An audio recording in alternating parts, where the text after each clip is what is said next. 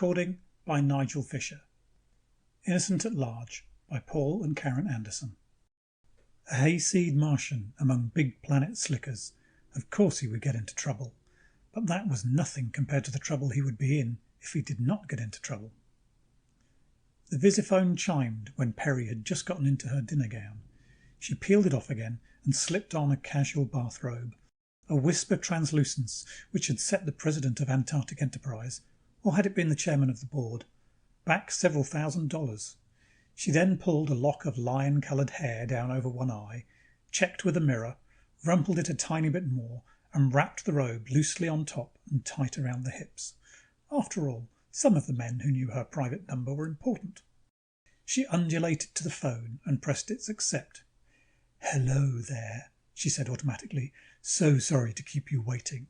I was just taking a bath and—" "Oh, it's you." Gus Doran's prawn-like eyes popped at her.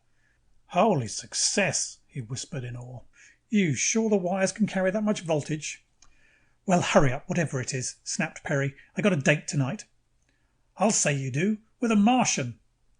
Perry narrowed her silver blue gaze and looked icily at him. "You must have heard wrong, Gus. He's the heir apparent of Indonesia Inc. That's who.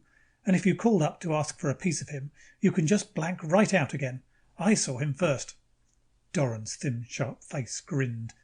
"You break that date, Perry. Put it off or something. I got this Martian for you, see?" "So, since when has all Mars had as much spending money as one big-time marijuana rancher?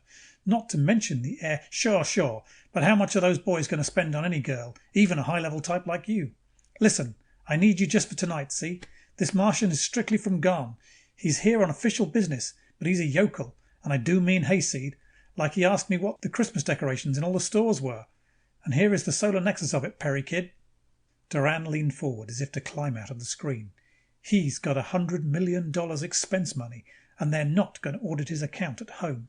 100 million good green certificates, legal tender anywhere in the United Protectorates, and he has about as much backbone as a piece of steak alga. Kid, if I did not happen to have experience otherwise with a small nephew, I will say this will be like taking candy from a baby." Perry's peaches and cream countenance began to resemble peaches and cream left overnight on Pluto. "Badger?" she asked. "Sure. You and Sam Wendt handle the routine.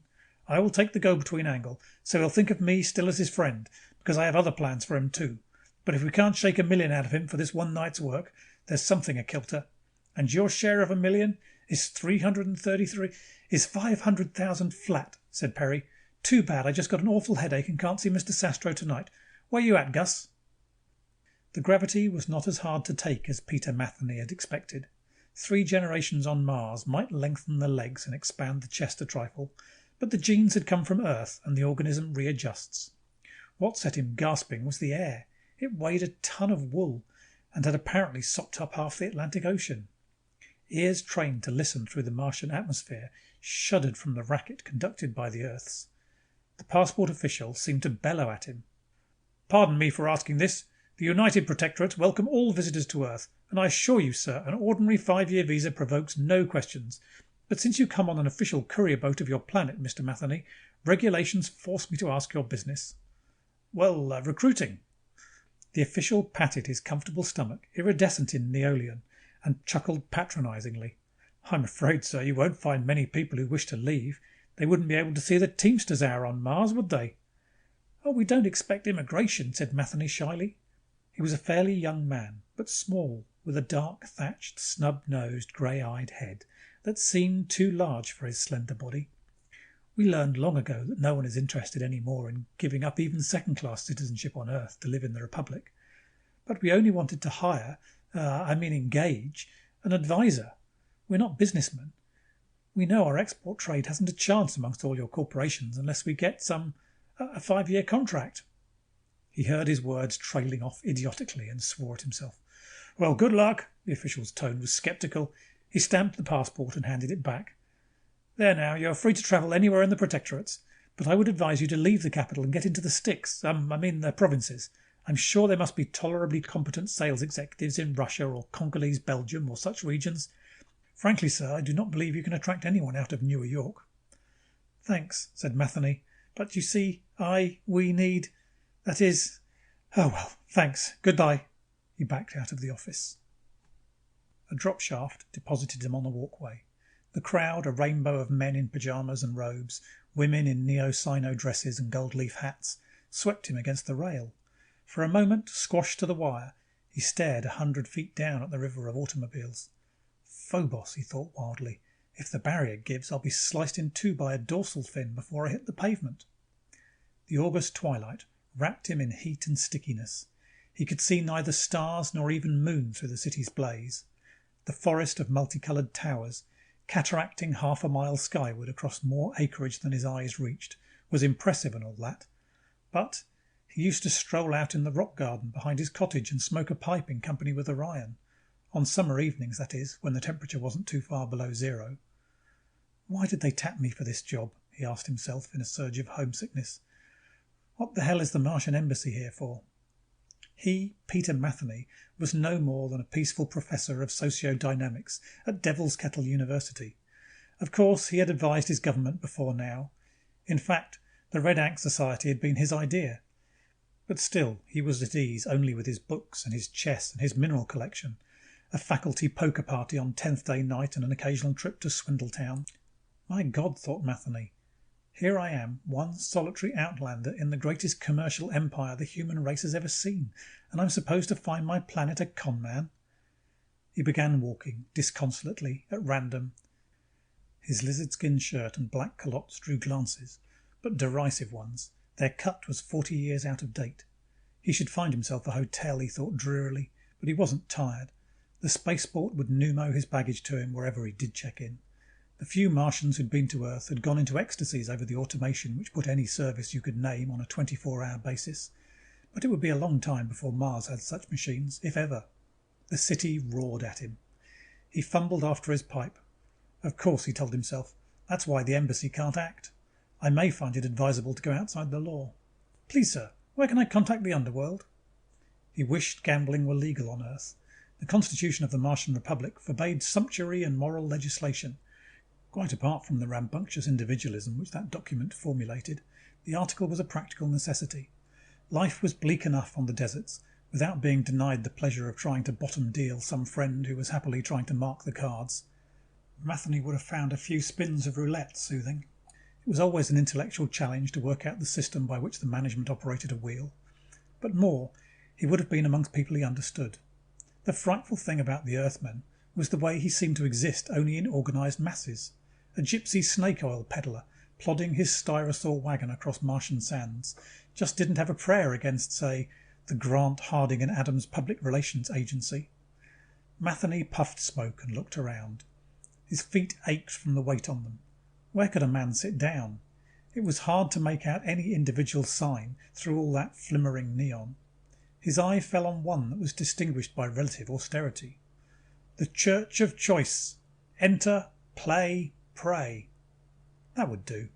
He took an upward slide ramp through several 100 feet of altitude, stepped past an aurora curtain, and found himself in a marble lobby next to an inspirational newsstand. Ah, brother, welcome, said a red-haired usherette in demure black leotards. The peace that passeth all understanding be with you. The restaurant is right up those stairs. I'm not hungry, stammered Matheny. I just wanted to sit in. To your left, sir. The Martian crossed the lobby. His pipe went out in the breeze from the animated angel. Organ music sighed through an open doorway. The series of rooms beyond was dim, gothic, interminable. Get your chips right here, sir, said the girl in the booth. Said Matheny. She explained. He bought a few $100 tokens, dropped a $50 coin down a slot marked contributions, and sipped the martini he got back, while he strolled around studying the games. He stopped, frowned. Bingo? No, he didn't want to bother learning something new. He decided that the roulette wheels were either honest or too deep for him. He'd have to relax with a crap game instead. He had been standing at the table for some time before the rest of the congregation really noticed him. Then it was with awe. The first few passes he had made were unsuccessful. Earth gravity threw him off. But when he got the rhythm of it, he tossed a row of sevens. It was a customary form of challenge on Mars. Here, though, they simply pushed chips towards him. He missed a throw, as anyone would at home. Simple courtesy. The next time round, he threw for a 7 just to get the feel. He got a 7. The dice had not been substituted on him. I say, he exclaimed. He looked up into all eyes and eyes all around the green table. I'm sorry, I guess I don't know your rules. You did all right, brother, said a middle-aged lady with an obviously surgical bodice. But I mean, when do we actually start playing? What happened to the cocked dice? The lady drew herself up and jutted an indignant brow at him. Sir, this is a church. Oh, I see. Excuse me. I... Matheny backed out of the crowd, shuddering. He looked around for some place to hide his burning ears. You forgot your chips, pal, said a voice. Oh, thanks. Ever so much. That is... Matheny cursed his knotting tongue. Damn it, just because they're so much more sophisticated than I. Do I have to talk like a leaky boiler? The helpful earthman was not tall. He was dark and chisel-faced and sleekly pomaded. Dapper in blue pyjamas with a red zigzag, a sleigh bell cloak and curly-toed slippers. You're from Mars, aren't you? He asked in the friendliest tone Matheny had yet heard. Yes, I am. My name's Peter Matheny. He stuck out his hand to shake, and chips rolled all over the floor. Damn, oh, excuse me, I forgot this was a church. Never mind the chips. No, please, I just want to get the hell out of here. Good idea. How about a drink? I know a bar down shaft. Matheny sighed. A drink is what I need the very most. My name's Duran. Gus Duran. Call me Gus. They walked back to the deaconette's booth, and Matheny cashed what remained of his winnings. I don't want to. I mean, if you're busy tonight, Mr. Duran. Nah, I'm doing nothing in particular. Besides, I've never met a Martian. I'm very interested. There aren't many of us on Earth, agreed Matheny. Just a small embassy staff and an occasional like me. I should think you would do a lot of travelling here. The old mother planet and so on. We can't afford it, said Matheny. What with gravitation and distance, such voyages are much too expensive for us to make them for pleasure. Not to mention our dollar shortage. As they entered the shaft, he added wistfully, You Earth people have that kind of money, at least in your more prosperous brackets. Why don't you send a few tourists to us? I always wanted to, said Duran. I would like to see what they call the City of Time and so on. As a matter of fact, I've given my girl one of those old Martian rings last Ike's birthday, and she was just gazoo about it. A jewel dug out of the City of Time, like made 1,000,000 years ago by, extinct race. I tell you, she appreciated me for it. He winked and nudged. Oh, said Matheny. He felt a certain guilt. Duran was too pleasant a little man to deserve. Of course, Matheny said richly, I agree with all the archaeologists. It's a crime to sell such scientifically priceless artifacts. But what can we do? We must live, and the tourist trade is almost non-existent. Trouble with it is, I hear Mars is not so comfortable, said Duran. I mean, do not get me wrong, I don't want to insult you or anything, but people come back saying you've given the planet barely enough air to keep a man alive, and there are no cities, just little towns and villages and ranches out in the bush. I mean, you're being pioneers and making a new nation and all that, but people paying half a megabuck for their ticket expect some comfort, and, you know. I do, said Matheny, but we're poor. A handful of people trying to make a world of dust and sand and scrub thorn into fields and woods and seas. We can't do it without substantial help from Earth, equipment and supplies, which can only be paid for in Earth dollars, and we can't export enough to Earth to earn those dollars. By that time, they were entering the Paul Bunyan Knotty Pine Bar and Grill on the 73rd level. Matheny's jaw clanked down. What's the matter? Asked Duran. Ain't you ever seen an ecdysiastic technician before? Yes, well, but not in a 3D image under 10 magnifications. Matheny followed Duran past a sign announcing that this show was for purely artistic purposes into a booth. There, a soundproof curtain reduced the noise level enough so they could talk in normal voices. What'll you have? Asked Duran. It's on me. Oh, I couldn't let you. I mean, nonsense. Welcome to Earth. Care for a thial and vermouth? Matheny shuddered. Good Lord, no. Huh? But they make thial right on Mars, don't they? Yes, and it all goes to Earth and sells for $2,000 a fifth. But you don't think we'd drink it, do you? I mean, well, I imagine it doesn't actually ruin vermouth, but we don't see those Earthside commercials about how sophisticated people like it so much. Well, I'll be a socialist creeper. Duran's face split in a grin. You know, all my life I've hated that stuff and never dared admit it. He raised a hand. Don't worry, I won't blabbo. But I am wondering, if you control the thyle industry and sell all those relics at fancy prices, why do you call yourselves poor? Because we are, said Matheny. By the time the shipping costs have been paid on a bottle, and the earth wholesaler and jobber and sales engineer and so on down to the retailer have taken their percentage, and the advertising agency has been paid, and about 50 separate earth taxes, there's very little profit going back to the distillery on Mars.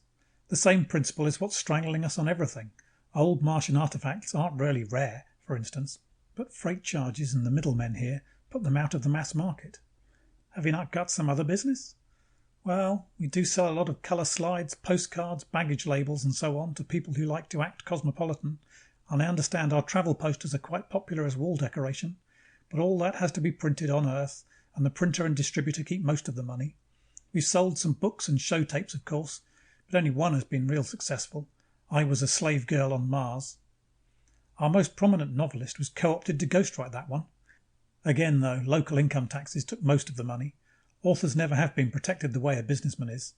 We do make a high percentage of profit on those little certificates you see around. You know, the title deeds to 1 square inch of Mars. But expressed absolutely in dollars, it doesn't amount to much when we start shopping for bulldozers and thermonuclear plants. How about postage stamps? Inquired Duran. Philately is a big business, I've heard. It was our mainstay, admitted Matheny, but it's been overworked. Martian stamps are a drug on the market. What we'd like to operate is sweepstakes, but the anti-gambling laws on Earth forbid that. Duran whistled. I got to give you people credit for enterprise anyway. He fingered his moustache. Pardon me, but have you tried to, well, attract capital from Earth? Of course, said Matheny bitterly. We offer the most liberal concessions in the solar system. Any little mining company or transport firm or anybody who wanted to come and actually invest a few dollars in Mars, why, we'd probably give him the president's daughter as security. No, the Minister of Ecology has a better looking one. But who's interested? We haven't a thing that Earth hasn't got more of. We are only the descendants of a few scientists, a few political malcontents, oddballs who happen to prefer elbow room and a Bill of Liberties to the incorporated state. What could General Nucleonics hope to get from Mars? I see. Well, what are you having to drink? Beer, said Matheny without hesitation. Huh? Look, pal, this is on me. The only beer on Mars comes 40 million miles, with interplanetary freight charges tacked on, said Matheny. Heineken's. Duran shrugged, dialed the dispenser and fed it coins. This is a real interesting talk, Pete, he said. You're being very frank with me. I like a man that is frank. Matheny shrugged. I haven't told you anything that isn't known to every economist. Of course I haven't. I've not so much as mentioned the red ink, for instance. But in principle, I have told him the truth, told him of our need, for even the secret operations do not yield us enough. The beer arrived. Matheny engulfed himself in it. Duran sipped at a whiskey sour and unobtrusively set another full bottle in front of the Martian. Ah, said Matheny. Bless you, friend. A pleasure. But now, you must let me buy you one. That's not necessary. After all, said Duran with great tact, with the situation being as you've been describing. Oh, we're not that poor. My expense allowance assumes I will entertain quite a bit. Duran's brows lifted a few minutes of arc. You here on business, then? Yes, I told you we haven't any tourists. I was sent to hire a business manager for the Martian export trade. What's wrong with your own people? I mean, Pete, it's not your fault there's so many rackets, taxes and middlemen and agencies and etc. That's just the way the Earth is set up these days. Matheny's finger stabbed in the general direction of Duran's pajama top. Exactly. And who set it up that way? Earthmen. We Martians are babes in the desert. What chance do we have to earn dollars on the scale we need them, in competition with corporations which could buy and sell our whole planet before breakfast? Why, we couldn't afford 3 seconds of commercial time on a lullaby pillowcast. What we need, what we have to hire, is an executive who knows Earth, who's an Earthman himself. Let him tell us what will appeal to your people, and how to dodge the tax bite, and well, you see how it goes. That sort of thing. Matheny felt his eloquence running down, and grabbed for the second bottle of beer. But where do I start? He asked plaintively, for his loneliness smote him anew. I'm just a college professor at home. How would I ever get to see? It might be arranged, said Duran in a thoughtful tone. It just might. How much could you pay this fellow? 100 megabucks a year, if he'll sign a 5-year contract. That means Earth years, mind. I'm sorry to tell you this, Pete, said Doran, but while that's not bad money, it's not what a high-powered sales scientist gets in New York. Plus his retirement benefits, which he would lose if he quit where he is now, and I'm sure he would not want to settle on Mars permanently. I could offer a certain amount of lagniappe, said Matheny. That is, well, I can draw up to 100 megabucks myself for expenses, and, well, let me buy you a drink. Doran's black eyes frogged at him.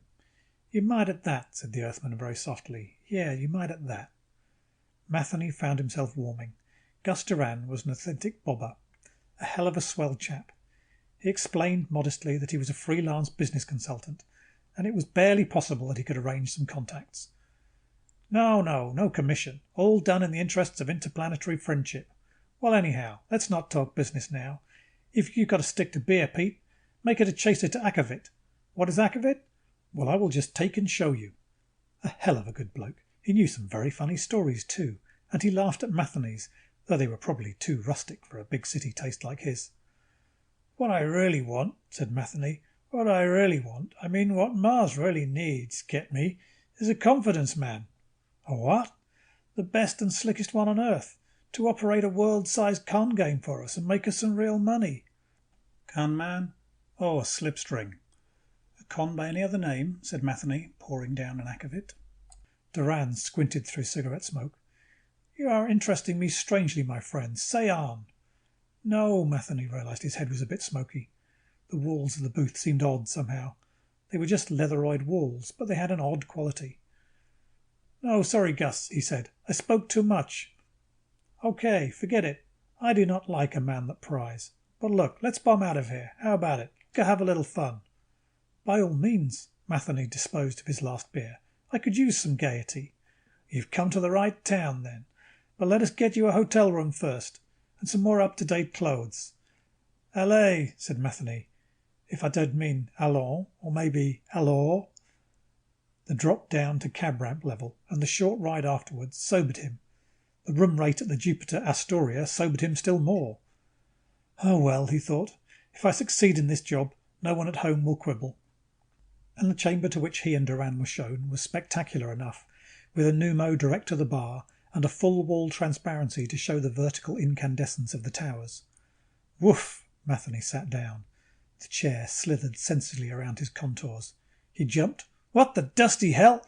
Oh. He tried to grin, but his face burned. I see. That is a sexy type of furniture, all right, agreed Doran. He lowered himself into another chair, cocked his feet on the 3D and waved a cigarette. Which, speaking of, what say we get some girls? It's not too late to catch them at home. A date here will usually start around 2100 hours earliest. What? You know, dames, like a certain blonde warhead with twin radar and swivel mounting, and she just loves exotics such as you. Me? Matheny heard his voice climb to a schoolboy squeak. Me? Exotic? Why, I'm just a little college professor. That is. His tongue got stuck on his palate. He pulled it loose and moistened uncertain lips. You're from Mars, okay? So you fought bushcats barehanded in an abandoned canal. What's a bushcat? And we don't have canals. The evaporation rate... Look, Pete, said Doran patiently. She doesn't have to know that, does she? Well, no, I guess no. Let's order you some clothes on the pneumo, said Doran. I recommend you buy from Schwarzenherz. Everybody knows he's expensive. While Matheny jittered about, shaving and showering and struggling with his new raiment, Doran kept him supplied with akavit and beer. You said one thing, Pete, Doran remarked, about needing a slipstring, a con man you'd call it. Forget that, please. I spoke out of turn. Well, you see, maybe a man like that is just what Mars does need. Maybe I've got a few contacts. What? Matheny gaped out of the bathroom. Doran cupped his hands around a fresh cigarette, not looking at him. I'm not that man, he said frankly. But in my line, I get a lot of contacts, and not all of them go topside. See what I mean? Like if, say, you wanted somebody terminated and could pay for it. I could not do it. I would not want to know anything about it, but I could tell you a phone number. He shrugged and gave the Martian a sidelong glance. Sure, you may not be interested, but if you are, well, Pete, I was not born yesterday. I got tolerance. Like the book says, if you want to get ahead, you have to think positively. Matheny hesitated. If only he hadn't taken that last shot. It made him want to say yes. immediately, without reservations, and therefore maybe he became overcautious. They'd instructed him on Mars to take chances if he must. I could tell you a thing or two that might give you a better idea, he said slowly, but it would have to be under security. Okay by me. Room service can send us up an oath box right now. What? But... Matheny hung on to himself and tried to believe that he'd landed on Earth less than 6 hours ago. In the end, he did call room service, and the machine was trundled in. Duran swallowed the pill and donned a conditioner helmet without an instant's hesitation. I shall never reveal to any person unauthorized by yourself whatever you may tell me under security now or at any other time, he recited. Then cheerfully, and that formula, Pete, happens to be the honest to zebra truth. I know, Matheny stared, embarrassed at the carpet. I'm sorry I mean, of course I trust you, but forget it. I take 100 security oaths a year in my line of work. Maybe I can help you. I like you, Pete. Damned if I don't. And sure, I might stand to get an agent's cut if I arrange. Go ahead, boy. Go ahead. Duran crossed his legs and leaned back. It's simple enough, said Matheny. It's only that we're already operating con games. On Mars, you mean? Yes. There never were any old Martians. We erected the ruins 50 years ago for the Billingsworth expedition to find. We've been manufacturing relics ever since. Huh? Well, why, but... In this case, it helps to be at the far end of an interplanetary haul, said Matheny. Not many terrestrial archaeologists get to Mars, and they depend on our people to... Well, anyhow. I'll be clopped. Good for you. Duran blew up in laughter. That is one thing I would never spill, even without security. I told you about my girlfriend, didn't I? Yes, and that calls to mind the little girl, said Matheny apologetically. She was another official project. Who? Remember Junie O'Brien, the little golden-haired girl on Mars? A mathematical prodigy, but dying of an incurable disease? She collected Earth coins? Oh, that. Sure, I remember. Hey, you didn't. Yeah, we made about $1 billion on that one. I'll be double damned. You know, Pete, I sent her $100 piece myself. Say, how is Junie O'Brien? Fine, under a different name. She's now our finance minister. Matheny stared out of the wall, his hands twisting nervously behind his back. There were no lies involved. She really does have a fatal disease. So do you and I. Every day we grow older. Ah, exclaimed Duran. And then the Red Ankh Society. You must have heard their ads. What mysterious knowledge did the old Martians possess? What was the secret wisdom of the ancient aliens? Now the incredibly powerful semantics of the Red Ankh, not a religious organization, is available to a select few. That's our largest dollar-earning enterprise.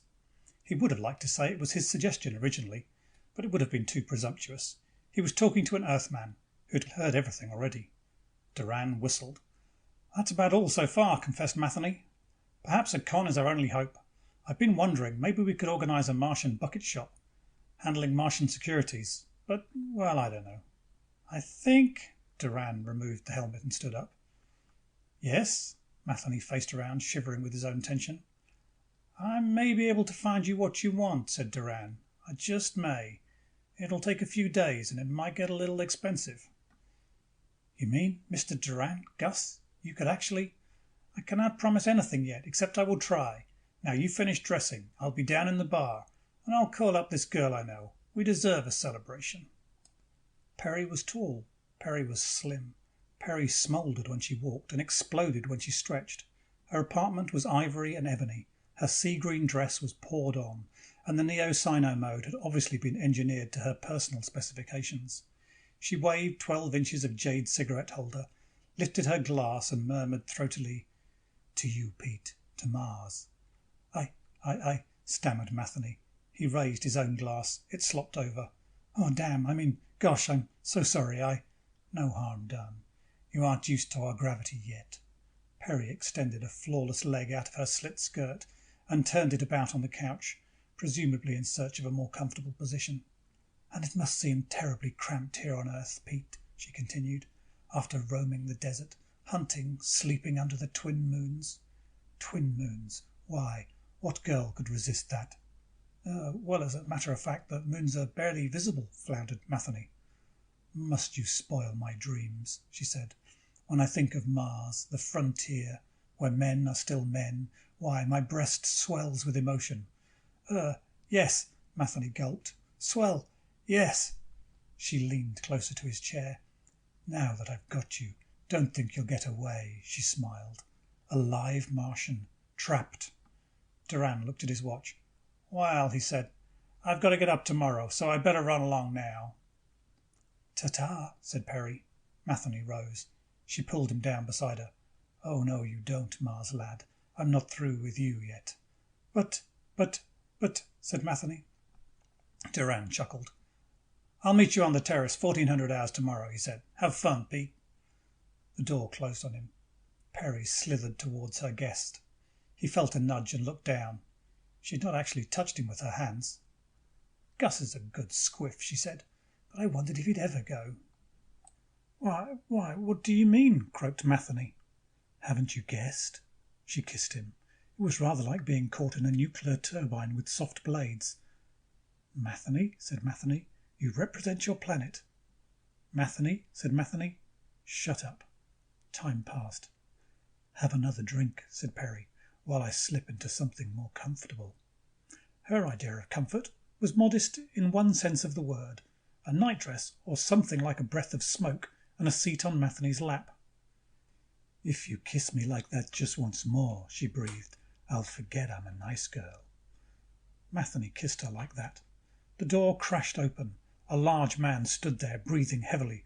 What are you doing with my wife? He bawled. Sam! Screamed Perry. I thought you were in Australia! And he said he might settle out of court, finished Matheny.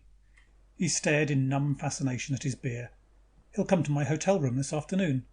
What am I going to do? It's a great shame, said Duran. I never thought.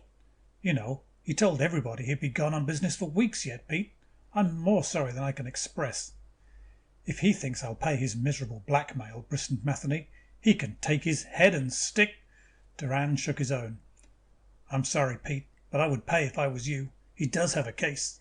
It's too bad he just happened to be carrying that loaded camera, but he is a photographer, and our laws on Earth are pretty strict about unlicensed correspondence.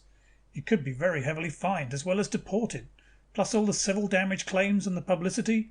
It would ruin your mission, and even make trouble for the next Marsman sent. But, stuttered Matheny, but it's a badger game. Look, said Duran. He leaned over the table and gripped the Martian's shoulder. I'm your friend, see? I feel real bad this happened. In a way, it's my fault, and I want to help you. So let me talk to Sam Wendt. I'll cool him off if I can. I'll talk down his figure. It'll still cost you, Pete, but you can pad your expense account, can't you? So we'll both come to see you today. That way there'll be two people on your side, you and me, and Sam will not throw his weight around so much. You pay up in cash, and it'll be the end of the affair. I'll see to that, pal. Matheny stared at the small, dapper man. His aloneness came to him like a blow to the stomach. Et tu, Brute, he thought. He bit his lip. Thanks, Gus. You're a real friend. Sam blocked the doorway with his shoulders as he entered the room. Duran followed like a diminutive tug pushing at a very large liner. They closed the door. Matheny stood up, avoiding Sam's glare. Okay, louse, said Sam. You got a better pal here than you deserve, but he ain't managed to talk me into settling for nothing. Let me get this. Well, said Matheny. Look, sir, you claim that that your wife and I were, well, we weren't. I was only visiting. Stow it, stow it. Sam towered over the Martian. Shoot it to the moon. You had your fun. It'll cost you $1 million. 1 mil? But, Gus, wailed Matheny, this is out of all reason. I thought you said... Duran shrugged. I'm sorry, Pete. I couldn't get him any further down. He started asking for 50. You'd better pay him. No. Matheny scuttled behind a chair. No, look here. I, Peter Matheny of the Martian Republic, declare you are blackmailing me. I'm asking for compensation for damages, growled Sam. Hand it over, or I'll go talk to a lawyer. That ain't blackmail. You got your choice, don't you? Matheny wilted. Yes. A megabuck isn't so bad, Pete, soothed Duran. I personally will see that you earn that back in... Oh, never mind. Tears stood in Matheny's eyes. You win. He took out his checkbook. None of that, rapped Sam. Cash. Now. But you claimed this was a legitimate... You heard me. Well, could I have a receipt? Begged Matheny. Sam grinned. I just thought I'd ask, said Matheny. He opened a drawer and counted out 100 10-kilo buck bills. There, and I hope you choke on it. Sam stuffed the money in a pocket and lumbered out. Duran lingered. Look here, Pete. I'll make this up to you, honest. All you got to do is trust me. Sure. Matheny slumped on the bed. Not your fault. Let me alone for a while, will you? Listen, I'll come back in a few hours and buy you the best dinner in all the protectorates and... Sure, said Matheny. Sure. Duran left, closing the door with great gentleness. He returned at 17:30, entered and stopped dead. The floor space was half taken up by a screen and a film projector. What happened, Pete? He asked uncertainly. Matheny smiled. I took some tourist movies, he said. Self-developing soundtrack film. Sit down and I'll show you. Well, thanks. I'm not much for home movies. It won't take long, please. Duran shrugged, found a chair and took out a cigarette. You seem pretty well cheered up now, he remarked. That's a spirit I like to see. You got to have faith. I'm thinking of a sideline business in live photography, said the Martian. Get back my losses of today, you know. Well now, Pete, I like your spirit, like I say, but if you're really interested in making some of that old baroom, and I think you are, then listen. I'll send prints to people for home viewing, went on Matheny. I'd like your opinion of this first effort. He dimmed the transparency and started the projector.